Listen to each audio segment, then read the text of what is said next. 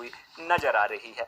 बात कला अध्यापकों की वेटिंग लिस्ट की करते हैं, क्योंकि कला अध्यापकों की वेटिंग लिस्ट का जो मामला है वो लगातार अब बढ़ता हुआ नजर आ रहा है। वेटिंग लिस्ट की वजह से जो अपडेट नहीं हो पा रही है, ये बड़ी एक वजह इस समय बनी हुई है, क्योंकि वेटिंग लिस्ट के अपडेट ना हो पाने की वजह से जो पूर्व में शिक्षक नौकरी में लग चुके हैं उन्हीं का नाम बार बार इस लिस्ट में शामिल किया जा रहा है, क्योंकि बैच आधार पर जिस तरह से भर्तियां होती रही हैं उसमें जो लिस्ट को अपडेट करना भी ज़रूरी है। जिन अभियुक्तों को, जो अभ्यर्थी हैं उन्हें, जिन अभ्यर्थियों को नौकरी मिल चुकी है उनके नाम हटाना बड़ा जरूरी है, लेकिन इन नामों को हटाया नहीं जा रहा और इस वजह से बार बार उनके नाम जो हैं वो लिस्ट में शामिल कर लिए जा रहे हैं। ये आज जो मामला है एक प्रतिनिधि मंडल ने उठाया, विजय चौहान की अध्यक्षता में ये प्रारंभिक शिक्षा निदेशक से मिलने पहुंचे थे और इन्होंने अपनी बात रखी है। इन्होंने कहा कि जो बार बार एक ही नाम जो है वो इस लिस्ट में शामिल किए जा रहे हैं उन नामों को हटाया जाना चाहिए। जिन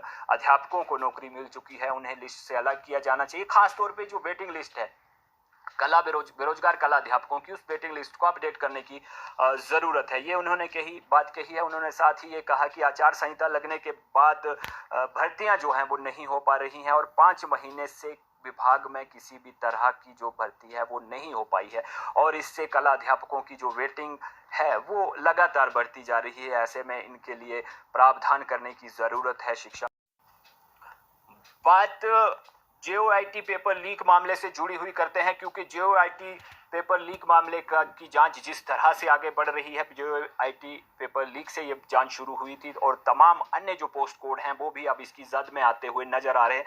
सबसे बड़ा नाम जो इस जांच के साथ जुड़ा है अब वो जेई सिविल कोड का है और जेई सिविल कोड की अगर बात करें तो पोस्ट कोड 970 है ये, जिस की अब जांच शुरू हो रही है और 3 एफआईआर इस मामले में अब दर्ज हो सकती हैं। जेई सिविल 970 जो ये कोड है, इसमें 3 एफआईआर दर्ज करने के लिए सरकार से अनुमति मांगी गई है। सरकार के पास विजिलेंस विभाग ने पत्र भेजा है और सरकार से ये इजाजत मांगी है कि 3 लोगों पर वे एफआईआर दर्ज करना चाहते हैं। दरअसल विजिलेंस की जो जांच चली हुई है उसमें तमाम साक्ष्य खंगाले जा रहे हैं। खासतौर पे पैसों को लेकर के जो लेन देन हुआ है, सरकारी तौर पर बैंकों से जिस तरह का लेन देन हुआ है, उन साक्ष्यों के आधार पर ये आगामी कार्रवाई जो है वो आगे बढ़ रही है और इसमें अब जेई सिविल पोस्ट कोड 970 तक ये मामला पहुंच चुका है। इसमें 3 एफआईआर और दर्ज होने वाली है। राज्य सरकार से जिस तरह से इजाजत मिलेगी उसके बाद ये एफआईआर जो है वो दर्ज कर ली जाएगी। तो ये बड़ा अपडेट है और इस